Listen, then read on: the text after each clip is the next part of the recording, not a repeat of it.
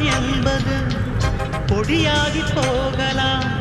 பொன்னாரமே நம் காதலு பூலோகம் தாண்டி வாழலாம். ஆகாயம் என்பது இல்லாமல் போகலாம். ஆனால் நம் நேசமே ஆகாயம் தாண்டி வாழலாம். கண்ணீரில் ஈரமாகி கரையாச்சு காதலே. கரை மாற்றி நாமும் மெல்ல கரையேற வேண்டுமே.